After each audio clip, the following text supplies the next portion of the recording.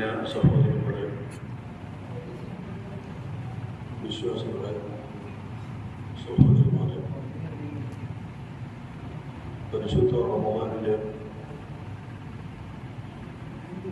ബദരീങ്ങളാണ്ട് നമ്മുടെ വർഷം ഇങ്ങനെ സമ്മേളിക്കുന്നത്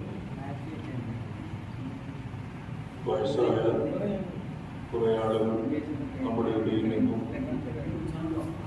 വേർപിരിഞ്ഞു പോയി. ചിലരൊക്കെ പള്ളിയിലേക്ക് വരാൻ പറ്റാതെ വന്നിരിക്കുന്നവരിൽ തന്നെ പലവിധ രോഗികൾ, പല പ്രയാസങ്ങളുള്ളവർ, ശരിക്കും നിസ്കരിക്കാൻ കഴിയാത്തവർ, നോമ്പനുഷ്ഠിക്കാൻ കഴിയാത്തവർ, ഡയാലിസിസ് ചെയ്തുകൊണ്ടിരിക്കുന്നവർ, ഇങ്ങനെ വിവിധ തരത്തിൽ പ്രയാസങ്ങൾ അനുഭവിച്ചുകൊണ്ടിരിക്കുന്ന നമ്മളെല്ലാവരും വർഷത്തിൽ ഒരു ദിവസം ബദരീങ്ങളുടെ പേരിൽ സമ്മേളിക്കുന്നു. അവരുടെ മദലുകൾ പാരായണം ചെയ്ത് മൗലിദ് പാരായണം ചെയ്യുന്നു. അവരുടെ പേരിൽ ബർക്കത്തിന് വേണ്ടി അന്നദാനം നടത്തുന്നു. ഒന്നിച്ച് എല്ലാവരും കൂടി യാസീനോട് ദുആ ചെയ്യുന്നു. ഇതൊക്കെ വിശ്വാസികളായ നമ്മെ സംബന്ധിച്ചിടത്തോളം നമുക്ക് ഊർജവും ഈമാനികമായ ആവേശവും ജീവിതത്തിൽ ഒരു ബർക്കത്തും വെളിച്ചവും ഒക്കെ നൽകുന്ന മഹത്കർമ്മങ്ങളാണ്. ഇത്തരം നല്ല സദാചാരങ്ങളും കർമ്മങ്ങളുമാണ് നമ്മയെല്ലാം വഴി നടത്തിക്കൊണ്ടിരിക്കുന്നത്, ജീവിക്കാൻ സഹായിക്കുന്നത്. നിങ്ങളൊന്ന് ഓർത്തു നോക്കുക, അല്ലാഹു തആല പടച്ച കോടാനുകോടി മനുഷ്യർ, 1,24,000 പേർ വെളിച്ചം കൊണ്ട് മാത്രം അല്ലാഹു സുബ്ഹാനഹു വ തആല സൃഷ്ടിച്ചിട്ടുള്ളവരാണ് അംബിയാ. ഇരുട്ടിൻ്റെ ഒരംശവുമില്ലാതെ, തമസ്സിൻ്റെ ഒരു ചെറിയ ബിന്ദുവുമില്ലാതെ ഒരു വെളിച്ചം കൊണ്ട് മാത്രം സൃഷ്ടിച്ചു. ആദം നബി അലൈഹിസ്സലാമിൻ്റെ മുതുകിൽ നിന്ന് ആദം നബിയുടെ മക്കളായി പിറക്കാനിരിക്കുന്ന മനുഷ്യലോകത്ത് മുഴുവൻ അല്ലാഹു തആല ചെറിയ അണുക്കളുടെ, ചെറിയ ബീജങ്ങളുടെ മാതൃകയിൽ പുറപ്പെടുവിച്ചപ്പോൾ വെളിച്ചമായി മാത്രമാണ് അമ്പിയാക്കന്മാർ 1,24,000 പേർ അവരുടെ കൂട്ടത്തിലുണ്ടായത്. ആ 1,24,000 പേരിൽ നിന്ന് അതതു കാലത്തെ ജനങ്ങളിലേക്ക് അല്ലാഹുവിൻ്റെ ദീനെത്തിച്ചു കൊടുക്കാൻ സമയാസമയങ്ങളിൽ ഇറങ്ങിക്കൊണ്ടിരിക്കുന്ന വഹ്യുകൾ എത്തിച്ചു കൊടുക്കാൻ വേണ്ടി നിർദ്ദേശിക്കപ്പെട്ട 313 പേർ മുർസലീൻ. 1,24,000-ൽ 313 പേർ മുർസലീൻ. ഇത് മനുഷ്യകുലത്തിൽ നിന്ന് ഒന്നാകെ കടഞ്ഞെടുക്കപ്പെട്ട ഏറ്റവും ശറഫുറ്റ, അള്ളാഹു സൃഷ്ടിച്ച പടപ്പുകളിൽ നിന്ന് തന്നെ ഏറ്റവും ശറഫുറ്റവരാണ്. മലക്കുകളെക്കാൾ മഹത്വമുള്ളവരാണ് അമ്പിയാക്കൾ എന്ന കാര്യത്തിൽ ആർക്കും സംശയമില്ല. മലക്കുകൾ എന്ന് പറഞ്ഞാൽ ദോഷങ്ങളും മറ്റൊന്നും അവരിൽ നിന്ന് വരില്ലെങ്കിലും അവർക്ക് ദോഷം ചെയ്യാൻ കഴിയില്ല. ദോഷം ചെയ്യേണ്ട ചിന്തി വരും. ദോഷം ചെയ്യാൻ കഴിയാതെ ദോഷം ചെയ്യാതിരിക്കുന്നതിനേക്കാൾ ദോഷം ചെയ്യാനും കുറ്റം ചെയ്യാനും ഒക്കെ കഴിയുന്ന രീതിയിലായിട്ടും ദോഷം ചെയ്യാത്ത മനുഷ്യരാണ് ഏറ്റവും വലിയ പ്രഗത്ഭം. അതുകൊണ്ട് തന്നെ സ്വന്തം സിദ്ധി കൊണ്ടും സ്വന്തം പരിശ്രമം കൊണ്ടും ദോഷത്തിൽ നിന്ന് വെടിഞ്ഞു നിൽക്കാൻ കഴിയുന്ന, ദോഷത്തിന്റെ ചിന്തകളും വികാരങ്ങളുമെല്ലാം മനുഷ്യരെ പോലെ ഉണ്ടായിട്ടും അതൊരിക്കലും വരാൻ പാടില്ലാത്ത വിധം അല്ലാഹു സുബ്ഹാനഹു വ തആല സുരക്ഷ നൽകിയ അമ്പിയാക്കന്മാരാണ് മലക്കുകളെക്കാൾ ഏറ്റവും ശ്രേഷ്ഠം. ആ 1,24,000-ൽ നിന്നാണ് 313 പേർ മുർസലീങ്ങളായി തിരഞ്ഞെടുക്കപ്പെട്ടത്. ഇവർക്ക് സമാനം അവസാന തലമുറ മനുഷ്യരിൽ വരുമ്പോൾ ആഖിരീൻ എന്ന് വിശുദ്ധ ഖുർആനും അതുപോലെ തന്നെ ഹദീസുകളും ഒക്കെ വിവരിച്ചിട്ടുള്ള അവസാനത്തവർ എന്ന് പറയുന്നവർ അവസാന പ്രവാചകരായ മുഹമ്മദ് മുസ്തഫ സ്വല്ലല്ലാഹു അലൈഹി വസല്ലം തങ്ങളുടെ ഉമ്മത്താണ്. കാരണം ഇതിനു മുൻപ് കഴിഞ്ഞു പോയ സമൂഹങ്ങളെ അപേക്ഷിച്ച് നമ്മൾ ഒടുക്കത്തവരാണ്. ഒടുക്കം എന്ന് പറഞ്ഞാൽ കുറച്ചു കാലം തന്നെ ഉള്ളൂ. നബി എന്നെ പറഞ്ഞിട്ടുണ്ട്, ഞാനും ഖിയാമത്ത് നാളും ഇങ്ങനെയാണ് അയക്കപ്പെട്ടത്, ഞാനും ഖിയാമത്ത് നാളും ഇങ്ങനെയാണ്. ഈ 2 വിരലുകളും എങ്ങനെയാണോ അടുപ്പം അങ്ങനെയാണ് ഞാനും ഖിയാമത്ത്. ഞാൻ വന്നാൽ പിന്നെ ഖിയാമമായി നടത്തും. ആ ഖിയാമത്തിന്റെ അടുത്തായി കടക്കപ്പെട്ടവരും വന്നവരുമാണ് നബി സല്ലല്ലാഹു അലൈഹി വസല്ലം തങ്ങളുടെ ഉമ്മത്ത്. അവരിൽ നബി സല്ലല്ലാഹു അലൈഹി വസല്ലം തങ്ങളുടെ വെളിച്ചം ഈമാനോടുകൂടെ ഹൃദയത്തിലേക്ക് ലഭിച്ചിട്ടുള്ള 1,24,000 സ്വഹാബാക്കൾ. ആ 1,24,000 സ്വഹാബാക്കളിൽ നിന്ന് അള്ളാഹു പ്രത്യേകം തിരഞ്ഞെടുത്തവരാണ് 313 ബദരീങ്ങൾ. 1,24,000 നബിമാരിൽ നിന്ന് മുർസലീങ്ങളായി 313 പേരെ അല്ലാഹു സുബ്ഹാനഹു വ തആല തിരഞ്ഞെടുത്തതുപോലെ 1,24,000 സ്വഹാബത്തിൽ നിന്ന് അല്ലാഹു സുബ്ഹാനഹു വ തആല 313 പേരെ തിരഞ്ഞെടുത്തതാണ് ബദരീങ്ങൾ. റസൂലുള്ളാഹിന്റെ സ്വഹാബത്തിൽ നിന്ന് തിരഞ്ഞെടുക്കപ്പെട്ടവർ എന്ന് പറഞ്ഞാൽ അതിനർത്ഥം ലോകത്തെ വിശ്വാസി സമൂഹത്തിൽ നിന്ന് എല്ലാവരെക്കാളും തിരഞ്ഞെടുക്കപ്പെട്ടവർക്കാണ്. കാരണം നബിയുടെ സ്വഹാബത്തിനോളം മുന്തിയവർ ലോകത്ത് കഴിഞ്ഞു പോയ ഒരു നബിയുടെ സ്വഹാബത്തിലും ഒരു നബിയുടെ സഹയാത്രികരിലും ഇല്ല. അപ്പൊ നബിമാരുടെ കൂട്ടത്തിൽ ലോകത്തെ നബിമാർ കഴിഞ്ഞാൽ പിന്നെ ഏറ്റവും ശറഫുറ്റവരും ഏറ്റവും വലിയവരും ആരാണ്? നബി സല്ലല്ലാഹു അലൈഹി വസല്ലമ തങ്ങളോടുകൂടെ സുഹബത്ത് ലഭിച്ചവർ. അത് ഈ ബദർ യുദ്ധത്തിൽ വെച്ച് അവിശ്വാസികളുടെ കൂട്ടത്തിലായിക്കൊണ്ട് നബി സല്ലല്ലാഹു അലൈഹി വസല്ലമ തങ്ങളോട് പോരാടി, ഉഹദ് യുദ്ധത്തിൽ പോരാടി, ഖന്തത്തിൽ പോരാടി, അനേകം യുദ്ധങ്ങളിൽ പോരാടി അവസാന നിമിഷത്തിൽ വിശ്വസിച്ച സ്വഹാബിയാണെങ്കിലും ആ സ്വഹാബിയാണ് ലോകത്ത് കഴിഞ്ഞു പോയ അമ്പിയാക്കന്മാരെ കഴിഞ്ഞാൽ പിന്നെയുള്ള അള്ളാഹുവിന്റെ ഇഷ്ടദാസന്മാരിൽ ഏറ്റവും മുന്തിയവർ. അവരെ പോലെ ബഹുമാനമുള്ളവർ ആരുമില്ല ഇത്ര അധ്വാനിച്ചാൽ. നമ്മളിപ്പം മൊയ്തീൻ ശൈഖ് തങ്ങള്, ഇഫായി ശൈഖ് തങ്ങൾ എന്നൊക്കെ പറയല്ലോ. അങ്ങനെയൊക്കെ പറയുമ്പോൾ അവരൊക്കെ ഒരുപാട് കഷ്ടപ്പെട്ടവരാണ്. ദീനിയായി മാത്രം ജീവിച്ച മഹത്തുക്കളായ കുതുബുകളായ വലിയ മഹന്മാരാണ്.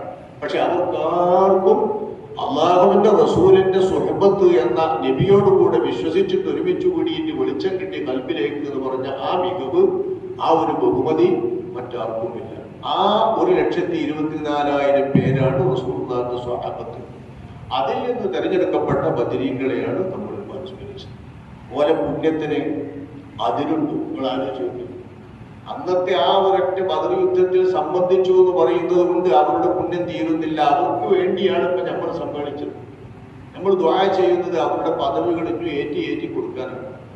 ഓരോ ബദരിൽപ്പെട്ട സ്വഹാബിയെ വായിച്ചപ്പോഴും നമ്മൾ റളിയല്ലാഹു അൻഹു എന്ന് അവസാനം കുറച്ചാളെ വായിച്ചിട്ടാണ് നമ്മൾ പറയുന്നതെങ്കിലും എല്ലാവർക്കും ആണല്ലോ റളിയല്ലാഹു അൻഹു ചെല്ലുന്നത്. നമ്മൾ എത്ര കാലമായി, ഈ സമൂഹം എത്ര കാലമായി റളിയല്ലാഹു അൻഹു എന്ന് ബദരീങ്ങളെ പറയുന്നു. ഇനി കർമ്മങ്ങളായി നോക്കൂ. ഇന്നിപ്പോ നമ്മൾ അന്നദാനം ചെയ്യുന്നുണ്ട്. അതിൽ സഹായിച്ചവരെ എല്ലാം അല്ലാഹു തആല സഹായിക്കുമാറാവട്ടെ. അതിൽ പങ്കെടുത്തവരെയും അതിനുവേണ്ടി എന്തെല്ലാം ഒത്താശകൾ ചെയ്തവരുണ്ടോ, ഏതെല്ലാം സഹായം ചെയ്തവരുണ്ടോ, സാമ്പത്തികമായും ശാരീരികമായും മേലുകൊണ്ടും സമ്പത്ത് കൊണ്ടും ഒക്കെ സംഭാവന ചെയ്തവരെ അല്ലാഹു തആല കബൂലാക്കുമാറാവട്ടെ. അവർക്കൊക്കെ പുണ്യം അല്ലാഹു തആല ധാരാളമായി ചൊരിയുമാറാവട്ടെ. ഇതിനൊരു പ്രത്യേകതയുണ്ട്. ഇത് ബദരീങ്ങൾക്ക് വേണ്ടി ചെയ്യുന്ന സദഖയാണ് എന്ന് പറയുമ്പോൾ ബദരീങ്ങൾ ചെയ്യുന്ന സദഖയാണ്. ബദരീങ്ങൾക്ക് സദഖ ചെയ്യാൻ വേണ്ടി ബദരീങ്ങൾ സദഖ ചെയ്യണം. അതായത് ബദരീങ്ങൾ എന്ന് പറഞ്ഞപ്പോ അവരുടെ രോഗത്തിൽ നിന്ന് എഴുന്നേറ്റ് വന്ന് നമ്മളെ രോഗത്തിലേക്ക് സദഖ ചെയ്യുമല്ലോ. അപ്പൊ അവരുടെ പേരിൽ നമ്മൾ സദഖ ചെയ്യുമ്പോൾ ഈ കർമ്മം അവരുടെ പേരിൽ രേഖപ്പെടുത്തുകയാണ്. ഇവിടെ മാത്രമുള്ളൂ. മുസ്ലിമീങ്ങൾ അധിവസിക്കുന്ന എല്ലാ സ്ഥലങ്ങളിലും, സുന്നി വിശ്വാസികളുള്ള എല്ലാ സ്ഥലങ്ങളിലും മരണപ്പെട്ടു പോയ മഹാത്മാക്കളെ ഓർക്കണമെന്നും ബദരീങ്ങളെ സ്മരിക്കണമെന്നും ചിന്തയുള്ള എല്ലാ വിശ്വാസികളുള്ള എല്ലായിടങ്ങളിലും ഈ സദഖകൾ നടന്നുകൊണ്ടേയിരിക്കുകയാണ്. പ്രാർത്ഥനകൾ നടന്നുകൊണ്ടേയിരിക്കുകയാണ്. റളിയല്ലാഹു അൻഹു ഇല്ലാത്ത ഒരു മുസ്ലിം ഇല്ലല്ലോ ബദരീങ്ങളെ പറഞ്ഞാൽ. ബദരീങ്ങളിൽപ്പെട്ടവരല്ലേ മുഹമ്മദ് മുസ്തഫ സ്വല്ലല്ലാഹു അലൈഹി വസല്ലം തങ്ങൾ, അവിടുത്തെ 4 ഖലീഫമാർ, അശ്റത്തു മുബശ്ശരീങ്ങൾ എന്ന പേരിൽ സുവിശേഷം സ്വർഗം കൊണ്ട് അറിയിക്കപ്പെട്ട ഒരേ ഹദീസിൽ ഒരു ശ്വാസത്തിൽ നിബിതങ്ങൾ സ്വർഗത്തിലാണെന്ന് പേരെടുത്ത് പറഞ്ഞ 10 സ്വഹാബാക്കൾ, 4 ഖലീഫമാരെ കഴിഞ്ഞാൽ മറ്റ് 6 ആളുകൾ ഈ ബദരീങ്ങളിൽപ്പെട്ടവരാണ്. എല്ലാം ബദരീങ്ങൾ. ഈ ബദരീങ്ങളെയാണ് നമ്മളിപ്പോൾ അനുസ്മരിച്ചു കൊണ്ടിരിക്കുന്നത്. ഈ ബദരീങ്ങളുടെ പേരിലാണ് നമ്മൾ സമ്മേളിച്ചത്. അല്ലാഹു സുബ്ഹാനഹു വ തആല കബൂലാക്കുമാറാവട്ടെ. ഞാൻ കൂടുതൽ സംസാരിക്കാനും പ്രസംഗിക്കാനൊന്നും കഴിയില്ല. ബദരീങ്ങളെ സംബന്ധിച്ചുള്ള പ്രശ്നങ്ങൾ എത്തിയെങ്കിലുണ്ടല്ലോ. യൂട്യൂബ് തുറന്നാൽ എന്റെ പ്രസംഗം തന്നെ എപ്പോഴും ബദരീങ്ങളാണ്. എത്ര പ്രശ്നങ്ങളാണ്. ഏതായാലും ജീവിച്ച കാലത്തിനടുക്ക് അങ്ങനെ കുറെ ചെയ്തിട്ടല്ലോ എന്ന് അങ്ങനെ ചിന്തിക്കാൻ പോകും. പിന്നെ വായിക്കാൻ പിന്നെ നോക്കാനുള്ള സൗകര്യമുണ്ട്. അതൊക്കെ വരുന്നതിന് മുമ്പ് എത്ര ചെയ്തിട്ടുണ്ടാവും, ഇതിനൊക്കെ ആക്കുന്നതിന് മുമ്പ്. എല്ലാം അല്ലാഹു തആല കബൂലാക്കുമാറാവട്ടെ. ഇനി കൂടുതൽ അങ്ങനെ സംസാരിക്കാൻ കഴിയില്ല. വളരെ വലിയ ചൂടുണ്ട്. ഈ ചൂടത്ത് യാത്ര ചെയ്യാൻ പോയി കൊല്ലത്തിലൊക്കെ വരുന്നത് എങ്ങനെ മുടക്കണമെന്ന് എത്തിയാണ്ട് ഞാൻ വരാതെ കൊണ്ടാണ്. അല്ലാഹു തആല കബൂലാക്കുമാറാവട്ടെ. ആ ബദരീങ്ങളുടെ പേരിൽ നമുക്ക് സമ്മേളിക്കാൻ കിട്ടിയ ഈ ഒരു അവസരം അല്ലാഹു സുബ്ഹാനഹു വ തആല സ്വീകരിക്കുമാറാവട്ടെ. അവർ ചെയ്ത സേവനങ്ങൾ, അവർക്ക് എന്താ സേവനം എന്ന് ചോദിച്ചാൽ, ആ സേവനം അവരില്ലായിരുന്നുവെങ്കിൽ അള്ളാഹുവിന്റെ ഹബീബിന്റെ ഒരൊറ്റ വാചകത്തിൽ നിന്ന് നമുക്ക് മനസ്സിലാക്കാം, അവരന്ന് ആ യുദ്ധത്തിൽ ജയിച്ചിട്ടില്ലായിരുന്നെങ്കിൽ, ആ യുദ്ധത്തിൽ പരാജയപ്പെടുകയായിരുന്നെങ്കിൽ, അല്ലെങ്കിൽ 1000 പേർ ഒന്നിച്ച് ഈ 313 പേരുടെ കഥ കഴിക്കായിരുന്നെങ്കിൽ അള്ളാഹുവിന്റെ ഇബാദത്ത് ഈ ഭൂമിയിൽ ഉണ്ടാകൂലായിരുന്നു എന്നാണ് അഷ്റഫുൽ ഖൽഖ് സ്വല്ലല്ലാഹു അലൈഹി വസല്ലം തങ്ങൾ. ആരോടെങ്കിലും പറഞ്ഞതല്ല, അള്ളാഹിനോട് അഷ്റഫുൽ ഖൽഖ് സ്വല്ലല്ലാഹു അലൈഹി വസല്ലം തങ്ങൾ പറയാണ്, അല്ലാഹുമ്മ ഇൻ തുഹ്ലിക് ഹാദിഹിൽ ഇസ്വാബ, ഈ ഒരു കൊച്ചു സംഘത്തെ പടച്ചോനെ നീ നശിപ്പിക്കുകയാണെങ്കിൽ, പടച്ചോനോടാണ് അള്ളാഹുവിന്റെ റസൂൽ പറയുന്നത്. അപ്പൊ എത്ര ഉറപ്പിച്ച, എത്ര ദൃഢമായിട്ട് മനസ്സിൽ നിഷ്കളങ്കമായുള്ള സംസാരമാണിത്. അള്ളാഹുവേ, ഈ സംഘത്തെ നീ നശിപ്പിക്കുന്നെങ്കിൽ ഈ ഭൂമിയിൽ എനിക്ക് ഇബാദത്ത് നടക്കൂല പടച്ചോനെ എന്ന് മുഹമ്മദ് മുസ്തഫ സ്വല്ലല്ലാഹു അലൈഹി വസല്ലം. അന്ന് ബദരീങ്ങൾ നശിച്ചു പോയിരുന്നെങ്കിൽ, അതായത് കഥാവശേഷരായി പോയിരുന്നെങ്കിൽ, മുഴുവനും പേര് 14 പേര് ശഹീദായിട്ടുണ്ട്, ശരിയാണ്. പക്ഷെ മുഴുവൻ പേര് കഥ കഴിക്കാൻ മാത്രമുള്ള ആയുധങ്ങളുമായി വന്നെത്തിയിട്ടുള്ള ഭക്ഷണ സാമഗ്രികളുള്ള സർവായുധഭൂഷിതരായ എല്ലാവിധ ഒരുക്കങ്ങളോടും കൂടെ വന്നെത്തിയിരിക്കുന്ന ആളുകളാണല്ലോ ഒരൊരുക്കമില്ലാതെ ചെന്ന 313 ആളുകളെ ആകെ കുറഞ്ഞ വാളാ പോലെടുത്തുള്ളത്. ഒട്ടകം എത്ര കുറവാ. ഇങ്ങനത്തെ ആളുകളെയാണ് അഷ്റഫുൽ ഖൽഖ് സ്വല്ലല്ലാഹു അലൈഹി വസല്ലം തങ്ങൾ മുന്നേറുന്നത്. അള്ളാഹുവോട്, പടച്ചോനെ, ഇവരെ നീ നശിപ്പിച്ചാൽ നിനക്ക് ഇബാദത്ത് ഈ ഭൂമിയിൽ പിന്നെ നടക്കൂല. അപ്പൊ ഈ ഭൂമിയിൽ ഖിയാമത്ത് നാൾ വരെ അള്ളാന്റെ ഇബാദത്ത് നടക്കുന്നുണ്ട്. അത് ബദരീങ്ങൾ വിജയിച്ചതിന്റെ അടിസ്ഥാനത്തിൽ മാത്രമാകുന്നു എന്നാണ് നബി സല്ലല്ലാഹു അലൈഹി വസല്ലം നമ്മൾ പഠിപ്പിച്ചത്. ബദരീങ്ങൾ അന്നില്ലായിരുന്നെങ്കിൽ അള്ളാന്റെ ഇബാദത്ത് ഈ ഭൂമിയിലില്ല എന്ന്. അത്രയും വലിയ സ്വാധീനമാണ് ബദർ എന്ന് പറയുന്ന സംഭവം. അങ്ങനെ വന്നതെങ്ങനെയും ചിന്തിക്കേണ്ട. മഹാനായ അബ്ബാസ് ഇബ്നു അബ്ദുൽ മുത്തലിബ് റളിയല്ലാഹു അൻഹു തങ്ങൾ അവരുടെ അന്നത്തെ പരിചാരകനും മൗലയുമാണ്. പിന്നീട് അഷ്റഫുൽ ഖൽഖ് സ്വല്ലല്ലാഹു അലൈഹി വസല്ലം തങ്ങളുടെ മൗലയായി നബിയുടെ സേവകനായി മാറിയ അബൂ റാഫി റളിയല്ലാഹു അൻഹു. പിന്നെ നബിന്റെ മൗല നമ്മൾ വിളിക്കുക. മൗല എന്ന് പറഞ്ഞാല് നബിന്റെ അടിമയായിട്ട് നബി മോചിപ്പിച്ചിട്ട് നബിന്റെ പരിചാരകരായി ഒപ്പം ജീവിക്കുന്ന ആള് എന്ന്. അങ്ങനത്തെ അബൂ റാഫി റളിയല്ലാഹു അൻഹു തങ്ങൾ പറയാണ്, ഞാൻ അബ്ബാസ് റളിയല്ലാഹു അൻഹുവിന്റെ മൗലയായിരുന്നു. അബ്ബാസ് എന്നവരും ഞാനും അബ്ബാസ് എന്നവരുടെ സഹധർമ്മിണി ഉമ്മുൽ ഫദ്ൽ ബീവിയും ഇവർ നബി സല്ലല്ലാഹു അലൈഹി വസല്ലം തങ്ങൾ നബിയായി വന്നപ്പോഴേ വിശ്വസിച്ചിട്ടുണ്ട്. പക്ഷെ അബ്ബാസ് എന്നവര് പുറത്ത് ഇത് കാണിച്ചിരുന്നില്ല. അമുസ്ലിമീങ്ങളുടെ കൂട്ടത്തിലായി തന്നെ മൂപ്പർ നിൽക്കുക ചെയ്ത്, മുസ്ലിമാണെന്ന് മൂപ്പർ തെളിയിച്ചിരുന്നില്ല. അതുകൊണ്ടാണല്ലോ ബദർ യുദ്ധത്തിൽ മൂപ്പർ പങ്കെടുത്തത്.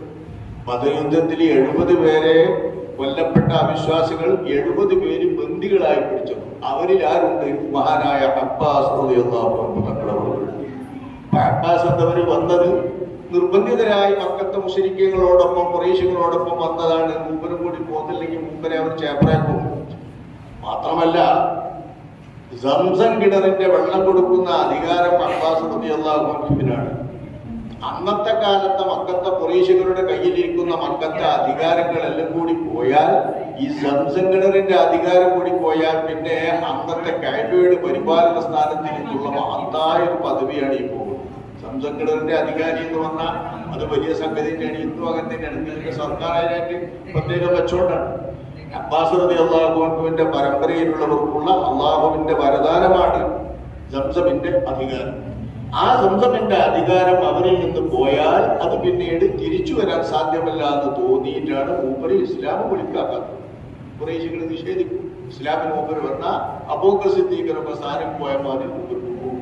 അപ്പൊ മൂപ്പരുടെ സംസമിന്റെ സ്ഥാനം പോകരുത്, ഖുറൈശികളിൽ നിന്ന് ഈ കൂട്ടത്തിൽ നിന്ന് നമ്മളെ ബനൂ ഹാശിമിന് കിട്ടിയ സ്ഥാനം പോകരുത് എന്ന് മൂപ്പര് തീരുമാനിച്ചു. ഇരിക്കട്ടെ, മഹാനായ അബൂ റാഫി പറയാണ്, അങ്ങനെ അബ്ബാസ് എന്നവരും യുദ്ധത്തിന് പോയവരെ പെട്ടിട്ടുണ്ട്, ബന്ദികളായി പിടിക്കപ്പെട്ടിട്ടുണ്ട്. മക്കയിലേക്ക് ആളുകൾ തിരിച്ചു വരാൻ നോക്കുമ്പോൾ പോയ ഖുറൈശി മൂപ്പന്മാരാരുമില്ല. ആരോ ഒരാൾ കൊല്ലപ്പെട്ടോലെ മുഴുവനും കൂടി എണ്ണിയിട്ട് പറഞ്ഞപ്പോ സുഹ്വാനൊക്കെ ഉപയോഗിക്കുന്നത് നിന്ന് മുന്നേ അയാൾക്ക് പിരാന്താണ്, അയാൾക്ക് അന്തണ്ടാവില്ല. ഇന്നോരൊക്കെ കൊല്ലപ്പെട്ടിരുന്ന അന്തല്ലാന്നൊക്കെ പറയും. എങ്ങളാളോട് സ്വകാര്യമായിട്ട് ചോദിച്ചു നോക്കാണ്, സുഹ്വാൻ എവിടെയാണെന്ന് ചോദിച്ചു നോക്കാണ് എന്ന് ഇദ്ദേഹം എല്ലാം പറഞ്ഞു. അപ്പൊ അവർ തന്നെ ആളോട് ചോദിച്ചു, സുഹ്വാനിന് ഉമയ്യ എന്ന് പറയുന്ന ആള് കൊല്ലപ്പെട്ടോ? അയാളെങ്ങനെ? അയാളായിരിക്കണം. നമുക്ക് എണ്ണപ്പോ ഒരന്തക്കോട് ഈ ആക്കില്ല, അയാളെന്നായിരിക്കണം. സുഖാനുഭവത്തേക്ക് ബാക്കി കൊല്ലപ്പെട്ടവരെന്നേ നമുക്ക് പറയപ്പെടും. മക്കയിലുള്ള കുറേശ്ശി മൂപ്പന്മാരും മുഴുവൻ കൊല്ലും. 70 ആള് എന്ന് പറഞ്ഞാൽ ഒരു 70 ആളൊക്കെ തന്നെയല്ലേ ഒരു നാട്ടിൽ വലിയ മൂപ്പന്മാർ 70 ആളുണ്ടാവും. കൊല്ലോ ഒരു നാട്ടിലാണ് ഈ പറയുന്നത്. കുറേ മക്കാന്നുള്ളത് ഒരു നാട്ടിലെ ഒറ്റ നാട്. ആ ഒരു നാട്ടിൽ 10-20 മൂപ്പന്മാരും കുറേശ്ശി മൂപ്പന്മാരും തന്നാല് അത്ര മൂപ്പന്മാരുണ്ടാവും. അപ്പൊ അതുകൊണ്ട് 70 ആള് കൊല്ലപ്പെട്ടു പറഞ്ഞാൽ മൂപ്പന്മാരുടെ പരമ്പര മുഴുവൻ തീർന്നു എന്നാണ്. ആ മൂപ്പന്മാരുടെ പരമ്പരയിൽ നിന്ന് പിന്നെ മക്കളെ ശേഷിക്കുന്നുള്ളൂ, മക്കളും പേരമക്കളും. ഇവര് മുഴുവൻ തീർന്ന ആ പരിതസ്ഥിതിയിലാണ് അബൂലഹബ് എന്ന അശ്റഫുൽ ഖൽഖ് സ്വല്ലല്ലാഹു അലൈഹി വസല്ലം തങ്ങളുടെ മൂത്താപ്പ ബദറിൽ പോയിട്ടില്ല. മെല്ലെ മെല്ലെ രക്ഷപ്പെട്ടിപ്പെട്ട ആളാണ്. അങ്ങനെ അപൂർവം ചിലർ രക്ഷപ്പെട്ടവരൊക്കെ പകരമാണ് കൊടുക്കാൻ മാറിയിട്ടുണ്ട്. ഒരാൾ കൊടുക്കും, ചെലവും കൊടുക്കും, സംഭാവന കൊടുക്കും, എന്നിട്ട് ആളെ കൂടും, പോരിട്ട് മാറും. അങ്ങനെ എന്താണ് അബൂലഹബ്. ഈ വിവരങ്ങൾ എങ്ങനെയോ എത്തിയിട്ട് ഇതൊന്ന് ഉറപ്പുവരുത്താൻ വേണ്ടിയിട്ട് വന്നിരിക്കുകയാണ് അബൂലഹബ്. അബ്ബാസ് റളിയല്ലാഹു അൻഹു. അബ്ബാസ് എന്നൊരു അവിശ്വാസിയാണ്. അദ്ദേഹത്തിന്റെ കാഴ്ചയിൽ അഞ്ചനാണ്, അവിശ്വാസിയാണ്. അവിശ്വാസിയായ അബ്ബാസ് എന്നവരുടെ വീട്ടിൽ വന്നാലും വിവരങ്ങൾ അറിയാനോ എന്ന് എത്തിയിട്ടാണ് ഒപ്പിടുന്നത്. വാസ്തവത്തിൽ അബ്ബാസ് എന്നൊരു വിശ്വാസിയാണ്, ഉമ്മുൽ ഫദ്ൽ ബീബി വിശ്വാസിയാണ്.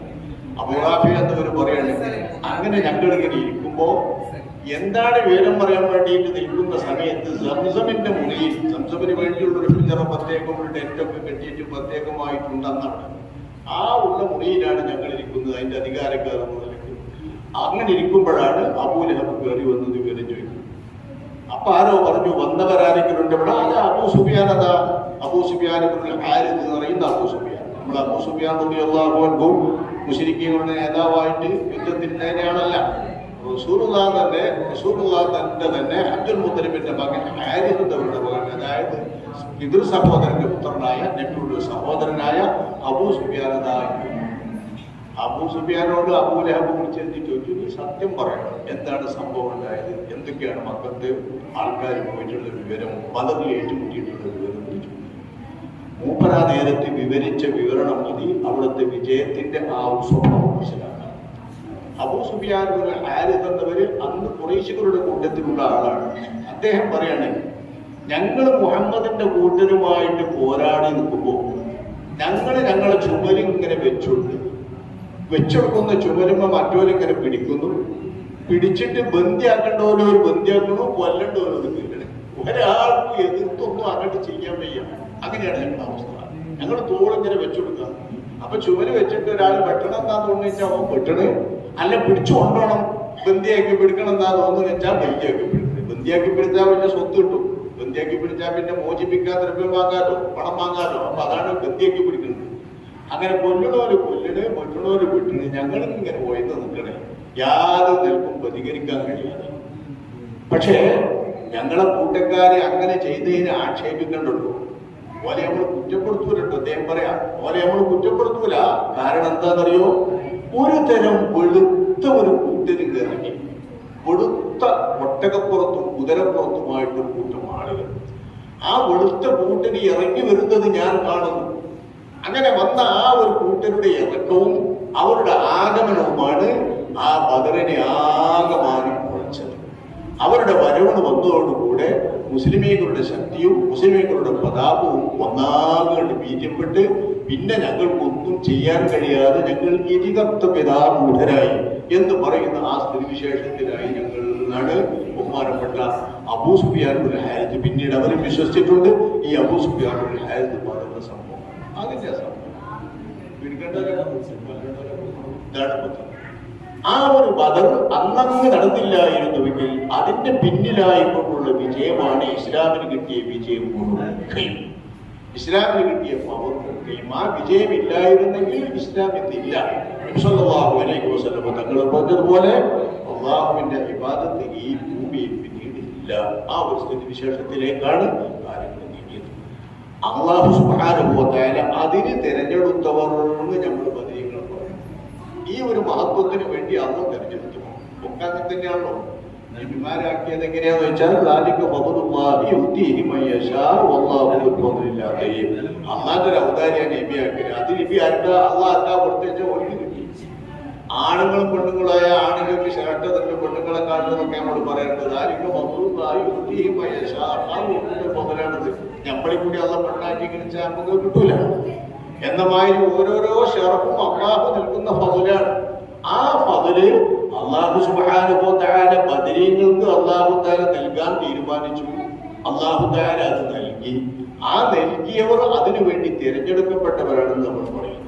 അങ്ങനെ തിരഞ്ഞെടുക്കപ്പെട്ടവർക്ക് എന്താണുള്ള പ്രത്യേകത? അങ്ങനെ തിരഞ്ഞെടുക്കപ്പെട്ട കുറെ ആളുകൾ ഉണ്ടായാൽ അവരെ നമ്മൾ അവരുടെ തിരഞ്ഞെടുക്കപ്പെട്ടവരാണെന്ന മഹത്വം അംഗീകരിച്ച് വിശ്വസിക്കരുത്. നബിമാരെ പറ്റി വിശ്വസിക്കണമായി, മലക്കുകളെ പറ്റി വിശ്വസിക്കണമായി. നമ്മൾ വിശ്വസിക്കുന്ന നിർബന്ധമായ ഒന്നാണ് മുസ്ലിമീങ്ങൾക്കിടയിലുള്ള ഈ പദവി വ്യത്യാസം.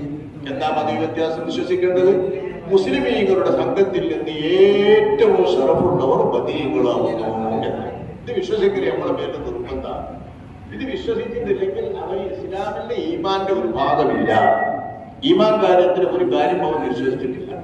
ഈമാൻ കാര്യം അള്ളാഹിനെ കൊണ്ട് മലക്കുകളെ കൊണ്ട് എന്നൊക്കെ പറഞ്ഞ മാതിരി തന്നെ നബി സല്ലല്ലാഹു അലൈഹി വസല്ലം തങ്ങൾ അറിയിച്ചു തന്നതായി ഉറപ്പുള്ള ഏത് കാര്യവും വിശ്വസിക്കൽ നിർബന്ധമാണ്. ആ കാര്യം വിശ്വസിച്ചില്ലെങ്കിൽ ചിലത് അവിശ്വസിച്ചാൽ കാഫിറാകും, ചിലത് അവിശ്വസിച്ചാൽ വിദേഹത്തുകാരനാകും. ഈ കാര്യം വിശ്വസിച്ചില്ലെങ്കിൽ വിദേഹത്തുകാരനാകും. ഏത് കാര്യം വിശ്വസിച്ചില്ലെങ്കിൽ ലോകത്തെ മുസ്ലിം ഉമ്മത്തിൽ വെച്ച് ലോക ജനതയിൽ അമ്പിയാക്കന്മാർ കഴിഞ്ഞാൽ ഏറ്റവും ഷറഫുള്ളവർ നബിയുടെ സ്വഹാബത്തിൽ ബദരീങ്ങളാകുന്നു എന്നത് വിശ്വസിച്ചിട്ടില്ലെങ്കിൽ നമ്മൾ വിദേഹത്തുകാരാകും, വിശ്വാസം പിഴച്ചവരായി. അള്ളാഹു നമ്മെ കാത്ത് രക്ഷിക്കുമാറാവട്ടെ. അപ്പൊ അത് നമ്മൾ വിശ്വസിക്കൽ തന്നെയാ നമുക്ക് കിട്ടുന്ന ഒരു വലിയ ഷറഫ്. അത് വിശ്വസിക്കാത്ത എത്ര ആളുണ്ട്? ബദരീങ്ങൾ തന്നെ എന്താ എന്ന് പറയുന്നത് കുറെ ആൾക്കാരില്ലേ അള്ളാഹു തആലാന്റെ മുന്നോട്ട് മനുഷ്യന്മാരിൽ. ബദരീങ്ങളെ ഒരു മൈൻഡും ചെയ്യാത്ത ബദരീങ്ങൾ ആരാണ്? ഒരു ഒന്നായി പതിലും പങ്കെടുത്തു അല്ലാത്ത ചിന്തിക്കുന്ന ആൾക്കാരില്ലേ? ഉണ്ട്. അവരിൽ നിന്ന് വ്യത്യസ്തമായി ബദരീങ്ങളുടെ ഷറഫും ബഹുമതിയും നമ്മൾ അംഗീകരിക്കുന്നുവെന്ന് മാത്രമല്ല, അത് അംഗീകരിച്ചുകൊണ്ട് അവർക്ക് വേണ്ടി എപ്പോഴും പ്രാർത്ഥിക്കുന്നു. അവർക്ക് വേണ്ടി എപ്പോഴും അവരുടെ ബഹുമതികൾ ഉയർത്താൻ, പദവികൾ ഉയർത്താൻ ദുആ. വല്ലദീന ജാഊ മിൻ ബഅദിഹിം يقولون ربنا اغفر لنا ولإخواننا الذين سبقونا بالإيمان ولا تجعل في قلوبنا غلا للذين آمنوا ربنا إنك رؤوف رحيم. അല്ലാഹുവിന്റെ റസൂലിന്റെ സ്വഹാബത്തിനെ, മുഹാജിറുകളായ സ്വഹാബത്തിനെയും പിന്നീട് അൻസാറുകളായ മദീനത്തെ സ്വഹാബത്തിനെയും അല്ലാഹു തആല വിവരിച്ച് വർണ്ണിച്ച ശേഷം വിവരിക്കുന്നു, വല്ലദീന ജാഊ മിൻ ബഅദിഹിം, ഈ സ്വഹാബത്തിന് ശേഷം വരുന്ന ആളുകൾ എല്ലാവരും യഖൂലൂന, അവർ ദുആ ചെയ്യാൻ വേണ്ടി കടമപ്പെട്ടവരാകുന്നു. അവർക്ക് ശേഷം വന്നെത്തുന്ന എല്ലാവരും ദുആ ചെയ്യാൻ വേണ്ടി കടമപ്പെട്ടവരാകുന്നു. എന്ത് ദുആ ചെയ്യണം? ربنا اغفر لنا ولإخواننا الذين سبقونا بالإيمان, ഞങ്ങൾക്ക് മഗ്ഫിറത്ത് നൽകണം റബ്ബേ. ഇത് മഗ്ഫിറത്തിന്റെ 10 അല്ലാഹു നമ്മുടെ ദോഷങ്ങളൊക്കെയും വിട്ടുപുറത്തു മാറാവട്ടെ. ആ മഗ്ഫിറത്ത് നമുക്ക് ചോദിക്കുമ്പോ വല്ലദീന സബഖൂനാ ബിൽ ഈമാൻ റബ്ബന ഇഗ്ഫിർ ലനാ വലിഇഖ്വാനിന അല്ലദീന സബഖൂനാ ബിൽ ഈമാൻ, നമ്മൾക്ക് ഈമാൻ കൊണ്ട് മുൻപിലെത്തി നമുക്ക് ഈമാൻ സമ്മാനിച്ചിട്ടുള്ള നമ്മുടെ സഹോദരങ്ങളായ മുൻഗാമികൾക്കും നീ പടച്ചവനെ മഗ്ഫിറത്ത് നൽകണേ. വിശ്വാസ സമൂഹത്തിൽ ഒരാളോടും ഒരു വിദ്വേഷവും എന്റെ ഹൃദയത്തിന്റെ ഈ ആകല്ലേ. വെള്ളിയാഴ്ച നമ്മൾ ദ്വാരക്കുന്നത് ശ്രദ്ധിക്കണം. എല്ലാ വെള്ളിയാഴ്ചയും ഖതീബ് മിമ്പറിൽ നിന്ന് ഇറങ്ങുമ്പോ ഇത് ദുആ ചെയ്തുകൊണ്ടാണ് ഇറങ്ങുന്നത്. അവസാനം വായിക്കുന്ന വാക്യം അതാണ്. നമുക്ക് എല്ലാവർക്കും കേട്ട് പരിചയമുണ്ട്. ربنا اغفر لنا ولإخواننا الذين سبقونا بالإيمان ولا تجعل في قلوبنا غلا للذين آمنوا ربنا إنك رؤوف رحيم. പരമദയാലുവായ പരമറഹ്മത്തുള്ളവനായ അല്ലാഹുവേ, നീ ഞങ്ങൾക്ക് ഒരു മുഅ്മിനീങ്ങളോടും ഒരു തരത്തിലുള്ള പോരും വിദ്വേഷവും ഹൃദയത്തിൽ തരല്ലേ. ഇത്ര മഹത്വമുള്ള ഒരു കൂട്ടക്കാരുടെ മഹത്വം അംഗീകരിക്കുന്നത് കുന്തും വിദ്വേഷം തന്നെയല്ലേ? വലിയ മഹത്വം ഒരാൾക്ക് അല്ലാഹു തആല കൊടുത്താൽ ആ മഹത്വം നിരാകരിക്കുന്നതോ അത് അംഗീകരിക്കാതിരിക്കുന്നതോ അതിന്റെ പേരാണ് പോര്. ആൾക്കാരോട് വെറുതെ വിദ്വേഷം. എന്തേ വിദ്വേഷം എന്ന് വെച്ചാൽ അവർക്ക് അല്ലാഹു തആല നൽകുന്നതിനോടുള്ള അസൂയ. ഈ അസൂയയില്ലാതെ ശുദ്ധ മനസ്സോടുകൂടെ ബദരീങ്ങളുടെ പവിത്രതയും ബഹുമതിയും അഷ്റഫുൽ ഖൽഖ് സ്വല്ലല്ലാഹു അലൈഹി വസല്ലം തങ്ങളെ വിവരിച്ചു തന്നത് നമ്മളൊക്കെ വിശ്വസിക്കുകയാണ്. എന്ത് വലിയ തെറ്റ് വന്നാലും ആ തെറ്റ് പൊറുക്കാൻ മാത്രം ബദർ യുദ്ധത്തിൽ സംബന്ധിച്ചു എന്ന ആ ഒരൊറ്റ സേവനം മതി എന്ന് മുഹമ്മദ് മുസ്തഫ സ്വല്ലല്ലാഹു അലൈഹി വസല്ലം തങ്ങൾ പറഞ്ഞ സന്ദർഭം ഒന്നും രണ്ടും മൂന്നുമല്ല, എത്രയെത്ര സന്ദർഭത്തിലാണ് നബി എന്ന് പറഞ്ഞത്. അള്ളാഹു ബദരീകളുടെ മേൽ തലവെളിപ്പെടുത്തിക്കൊണ്ട് പറയാൻ പറഞ്ഞിട്ടുണ്ടെന്നാണ് ഞാൻ ആശിക്കുന്നത്. എന്ത് എന്തും ചെയ്തോ, ഞാൻ നിങ്ങൾക്കൊക്കെ പൂർത്തിരിക്കുന്നു എന്ന് ബദരീങ്ങളോട് അള്ളാഹു നേരിട്ടിറങ്ങി പറഞ്ഞിരിക്കുന്നുവെന്നാണ് ഞാൻ ആശിക്കുന്നത്. അതിന് മാത്രം മഹത്വം അവർക്കുണ്ടെന്ന് മുഹമ്മദ് മുസ്തഫ സ്വല്ലല്ലാഹു അലൈഹി വസല്ലം തങ്ങൾ പറയുന്ന ഒരു സന്ദർഭം, ബദരീങ്ങളിൽപ്പെട്ട ഒരാള് ശത്രുക്കൾക്ക് അംഗംപദ്ധതിന് വേണ്ടി വരുന്ന കഥ ഒറ്റുകൊടുത്ത സന്ദർഭത്തിലാണ്. ശത്രുക്കൾക്ക് ഒരു രാജ്യത്തിന്റെ കഥ ഒറ്റുകൊടുക്കുക എന്ന് പറഞ്ഞാൽ ഏറ്റവും മോശപ്പെട്ട കുറ്റല്ലേ? ഏറ്റവും മോശപ്പെട്ട കുറ്റം എന്നും. അപ്പൊ പാകിസ്ഥാനിൽ ഇന്ത്യന്റെ രഹസ്യം ഒറ്റുകൊടുക്കുക ഒരാളെ കിട്ടിയാൽ എന്ത് ചെയ്യും? ഇന്ത്യ എന്ത് ചെയ്യും? ചൈനയ്ക്ക് നമ്മുടെ രഹസ്യം ഒറ്റുകൊടുത്തു എന്ന് പറഞ്ഞാൽ, ഒരു സൈനികൻ ഒറ്റുകൊടുത്തു എന്ന് പറഞ്ഞാൽ അയാൾ എന്ത് ചെയ്യും? ഇന്ത്യ. അത്ര വലിയ കുറ്റമാണ് രാജ്യാന്തരത്തിൽ ഒരു രഹസ്യം ഒരു രാഷ്ട്രത്തിൻ്റെത് ഒറ്റുകൊടുക്കുന്നത്. ആ ഒറ്റുകൊടുത്ത കുറ്റം കയ്യോടുകൂടെ പിടികൂടപ്പെട്ട ഒരു സ്വഹാബി റളിയല്ലാഹു അൻഹു തങ്ങളവர்களെ, ഇയാൾ മുനാഫിഖാണ്, അയാളെ പേരടി ഞാൻ പറ്റട്ടെ എന്ന് മഹാനായ ഉമർ ഫാറൂഖ് റളിയല്ലാഹു അൻഹു തങ്ങൾ പറഞ്ഞപ്പോഴാണ് റസൂലുള്ളാഹി പറഞ്ഞത്, നിനക്കെന്തറിയാമോ? അയാൾ ബദരിയല്ലേ, ബദറിൽ പങ്കെടുത്ത ആളല്ലേ, ബദറിൽ പങ്കെടുത്ത ആളല്ലേ അദ്ദേഹം, നിങ്ങൾക്ക് എന്തറിയാം? അല്ലാഹു തആല ബദരീങ്ങൾക്ക് എല്ലാ പാപവും പുറത്തു കൊടുത്തു എന്ന് നേരിട്ട് അവരെ പ്രത്യക്ഷപ്പെട്ടുകൊണ്ട് പറഞ്ഞിട്ടുണ്ടെന്നാണ് എന്റെ പ്രതീക്ഷ. മുഹമ്മദ് മുസ്തഫ സ്വല്ലല്ലാഹു അലൈഹി വസല്ലം തങ്ങൾ പറഞ്ഞാൽ എന്താണ് അവർക്കുള്ള പദവി, എന്താണ് അവർക്കുള്ള സ്ഥാനം?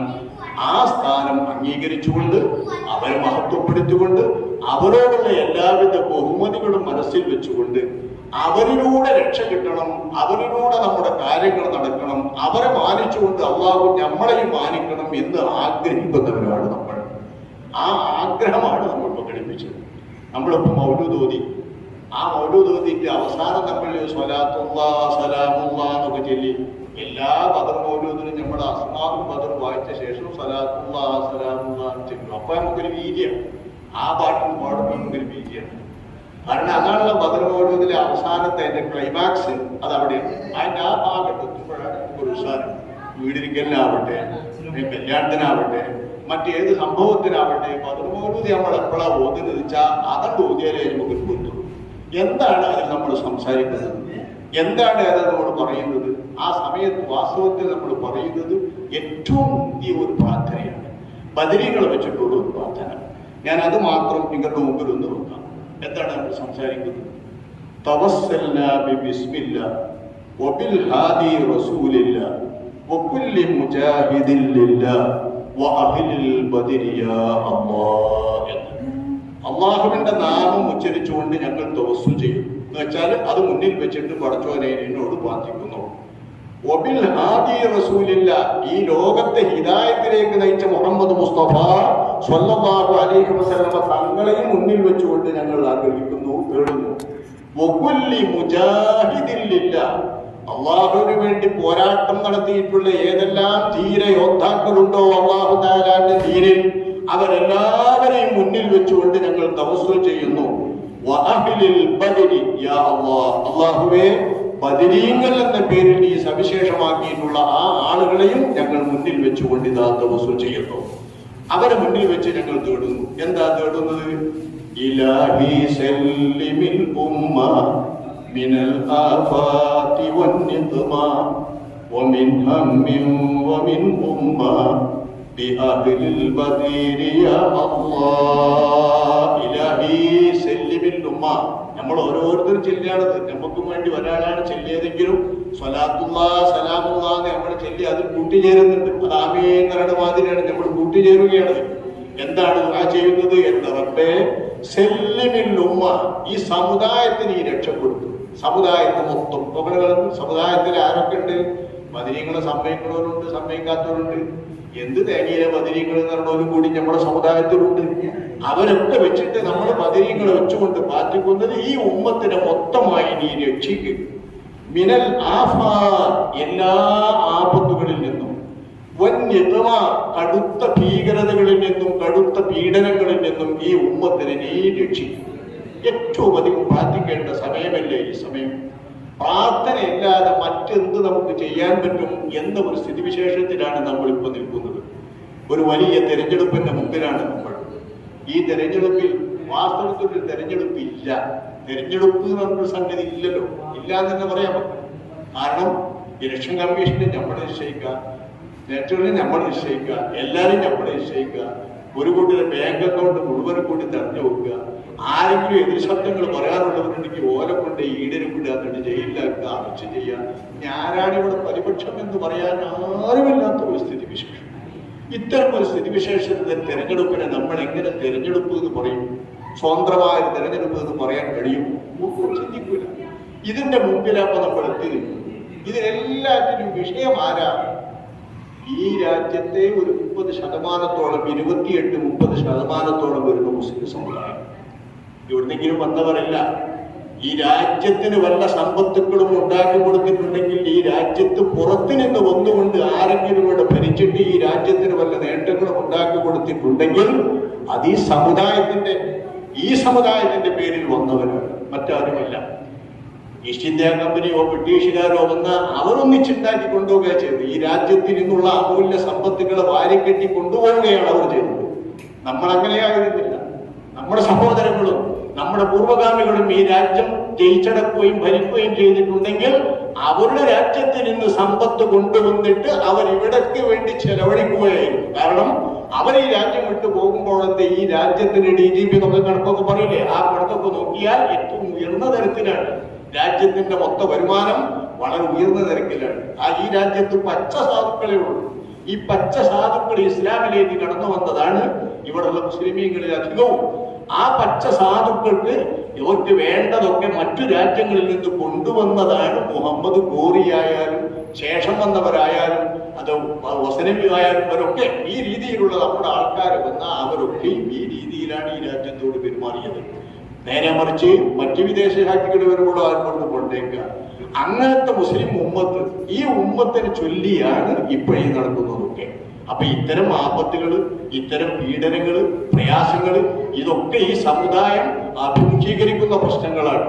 ഈ പ്രശ്നങ്ങളിൽ നമുക്ക് ശബ്ദിക്കാനിടമില്ല. നമ്മളാകെ കേരളത്തിൽ എല്ലാം കൂടി ഒരുമിച്ച് കൂട്ടിയ 20 ആള്, 500 ആളെ കൂട്ടത്തേക്ക് 20 ആളല്ലേ നമുക്ക് എടുക്കാൻ. ഈ 20 ആൾക്കും വേണ്ടി നമ്മൾ കൂടിയോ എന്തായാലും അത്രേ നമുക്ക് കിട്ടുള്ളൂ.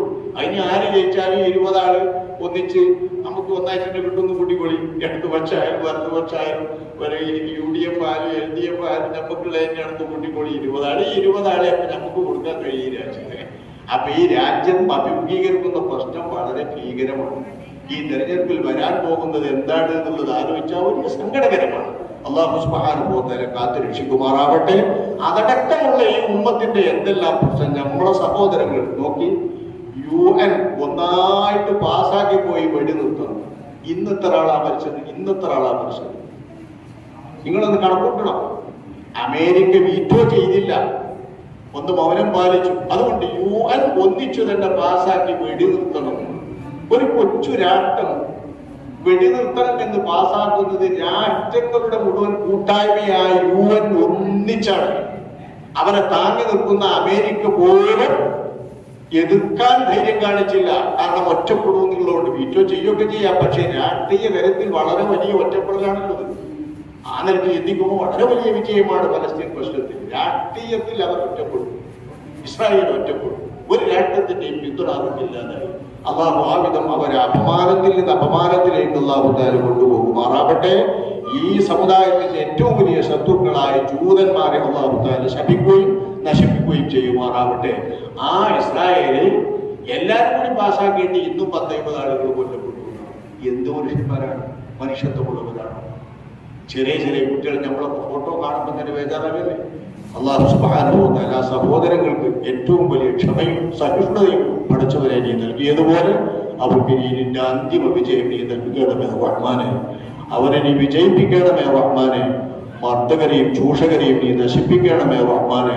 അവരുടെ മുനയൊടിപ്പിക്കണമേ റഹ്മാനെ. ഫലസ്തീനിലെ പീഡനം അനുഭവിക്കുന്ന ഞങ്ങളുടെ സഹോദരങ്ങൾ ലോകത്തിന്റെ ഏതെല്ലാം ഭാഗത്ത്, തെക്കും കിഴക്കും പടിഞ്ഞാറും ഏതെല്ലാം ഭാഗത്ത് ഞങ്ങളുടെ സഹോദരങ്ങൾ മർദ്ദിക്കപ്പെടുന്നുണ്ടോ, പ്രയാസപ്പെടുന്നുണ്ടോ, മുസ്ലിം സൈന്യങ്ങൾ ഉയർത്തെഴുന്നേറ്റുകൊണ്ട് പ്രവർത്തിച്ചുകൊണ്ടിരിക്കുന്നുണ്ടോ, നീ അവരെ സഹായിക്കണമേ റഹ്മാനെ. അവരെ രക്ഷപ്പെടുത്തണമേ റഹ്മാനെ. അവരടക്കമുള്ള ഉമ്മത്തിനെ എല്ലാ ആപത്തിൽ നിന്നും വിഭവത്തിൽ നിന്നും രക്ഷപ്പെടുത്താനാണ് നമ്മളെ പള്ളിയിലും വേറെ ഏത് പള്ളിയിലും ഈ ഓതി പറയുന്നത്. എല്ലാ ആപത്തുകളിൽ നിന്നും എല്ലാ നിക്കുമത്തുകളിൽ നിന്നും പഠിച്ചവനെ ഈ ഉമ്മത്തിനെ രക്ഷപ്പെടുത്തും.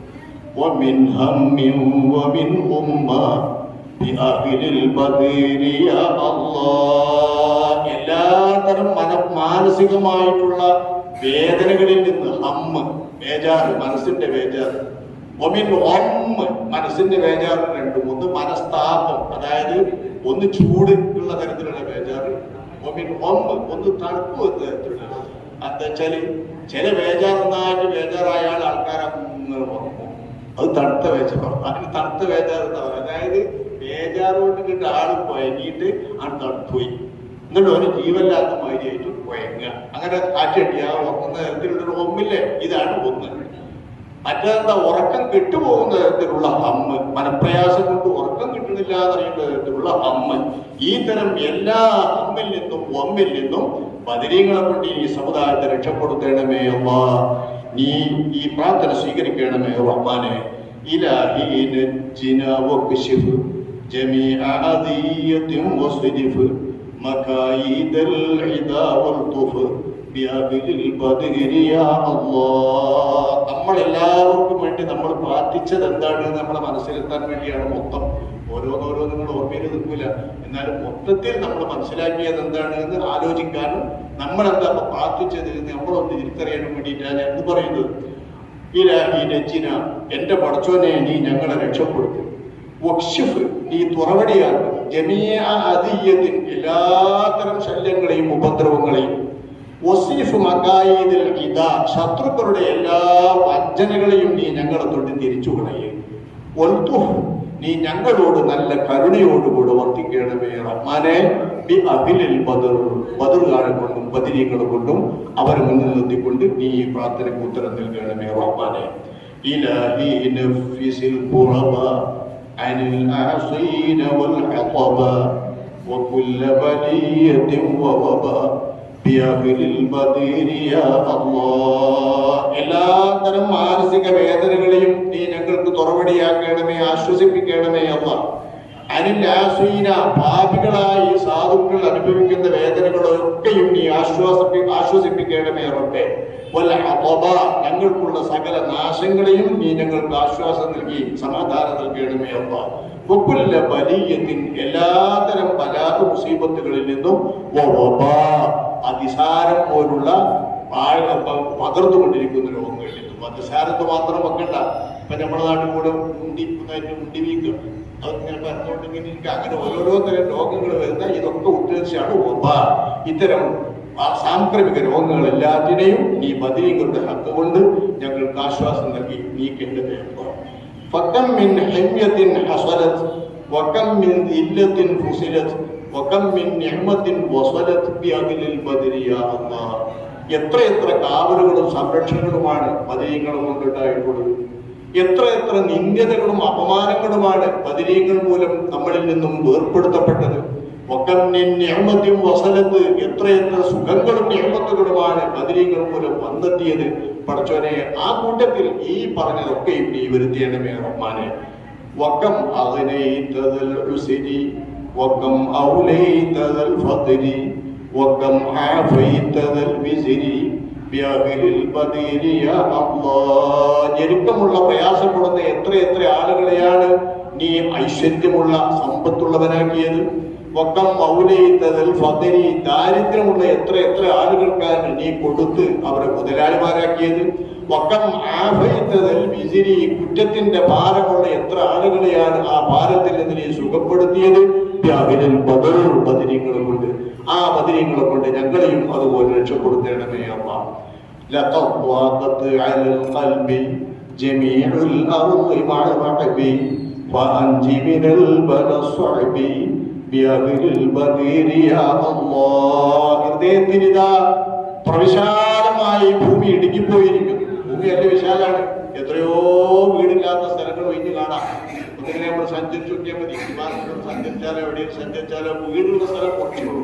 വിമാനത്തിൽ സഞ്ചരിച്ചാല് അടിയിലിങ്ങനെ നേരിങ്ങനെ കാണുന്ന ഈ ലൈസ്റ്റ് ഇങ്ങനെ മിന്നി കാണുന്ന ഈ ആൾക്കാർ പാർക്കുന്ന സ്ഥലം, ആ ആൾക്കാർ പാർക്കുന്ന സ്ഥലം കുറച്ചേ കാണുള്ളൂ, ബാക്കിയൊക്കെ ഒഴിഞ്ഞു കിടക്കുക. ഈ ഒഴിഞ്ഞു കിടക്കുന്ന വിശാലമായ ഭൂമിയാണെങ്കിൽ പോലും ആ ഭൂമി എന്റെ മേലിൽ കുടുങ്ങിപ്പോയി. അത്രയും ഹൃദയത്തിന് പ്രയാസം. ഞെരുക്കമുള്ള എല്ലാ ബലാകളിൽ നിന്നും അതുകൊണ്ട് നീ ഞങ്ങളെ രക്ഷപ്പെടുത്തി ബദരിങ്ങളെ കൊണ്ട് രക്ഷപ്പെടുത്തണമേ അമ്മ.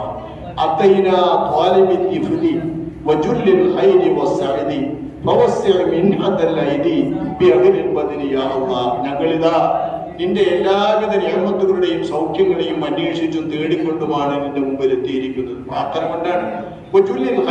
എല്ലാ വലിയ ഹൈറുകളെയും ഞങ്ങൾ തേടിക്കൊണ്ടാണ് എന്റെ മുമ്പിൽ എത്തുന്നത്. എല്ലാ സൗഭാഗ്യങ്ങളെയും തേടിക്കൊണ്ടാണ് ഞങ്ങൾ വന്നെത്തുന്നത്. അതുകൊണ്ട് ഞങ്ങൾക്ക് കൈ നിറയെ തന്ന് വിശാലമായ താരം തന്ന് ഞങ്ങളെ രക്ഷപ്പെടുത്തണമേ. ബദരിങ്ങളെ കൊണ്ട് പരാജിതരാക്കി ഞങ്ങളെ മടക്കല്ല. മനസ്സമാധാനവും മനസ്സംതൃപ്തിയും നൽകി ഞങ്ങൾക്ക് നീ ഉത്തരം നൽകി. പ്രതാപമുള്ള ഹൈബത്തിന്റെ ആദരവുള്ള അല്ലാഹ് ബദരിങ്ങളെ കൊണ്ട് ഞങ്ങളെ നീ അങ്ങനെ മടക്കിയാൽ ഞങ്ങൾ ആരടുക്കൽ ചെല്ലും. ഞങ്ങളുടെ ആവശ്യങ്ങളൊക്കെ എത്തിക്കാൻ ഇറങ്ങി വരുന്ന എല്ലാ യുദ്ധത്തുകളെയും നീക്കുന്നവരെ, ബദരികളെ കൊണ്ട് നീക്കുന്നവരെ നീ ഞങ്ങളെ വെറുതെ മടക്കിയാൽ ഞങ്ങൾ ആരുടെ അടുത്ത് ചെല്ലും? അതുകൊണ്ട് ഞങ്ങൾക്ക് അവസാനമായി പറയാനുള്ളത് ആഖിറത്തിലെ കാര്യമാണ് അവസാനം. ഇതുവരെ പറഞ്ഞൊക്കെ ദുന്യാവിലെ പ്രയാസം ബുദ്ധിമുട്ടൊക്കെയാണ്. ഇനി പടച്ചോനെ നീ ഞങ്ങൾക്ക് പരലോകത്ത് മാപ്പ് നൽകും. വാക്കിരിന്ന നീ ഞങ്ങളെ ആദരിക്കുകയും ചെയ്ത് ഞങ്ങൾ ഉദ്ദേശിക്കുന്ന എല്ലാ ഉദ്ദേശങ്ങളും നിറവേറ്റിക്കൊണ്ട് എല്ലാ ദുഃഖങ്ങളും പ്രയാസങ്ങളും നീക്കിക്കൊണ്ടും എന്നാ ഞങ്ങളിൽ നിന്ന് ബദരിങ്ങളെ കൊണ്ട് ഇലാഹി നീ വലിയ ഔദാര്യം ചെയ്യുന്നവരാണ്. വലിയ സ്നേഹമുള്ളവരും വലിയ ഔദാര്യങ്ങള് അധികമാക്കി തന്നുകൊണ്ടിരിക്കുന്ന ഔദാര്യങ്ങളെ ഏറ്റിത്തരുന്നവരുമാണ്. എത്രയെത്ര വേദനകളാണ് നീ നീക്കുന്നത് ബദരിങ്ങളെ കൊണ്ട്. അങ്ങനെ ഞങ്ങളുടെ വേദനയിലേക്ക് പിന്നെ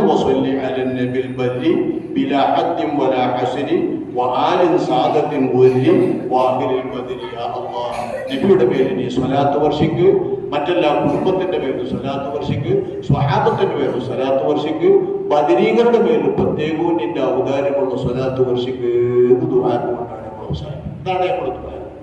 ഈ ദുആ അല്ലാഹു തആല കബൂലാക്കുമാറാവട്ടെ. ഇനി നമ്മൾ അവനെ കൊണ്ട് വെച്ചിട്ട് ചെയ്യുന്ന ദുആയും അല്ലാഹു സ്വീകരിക്കുമാറാവട്ടെ.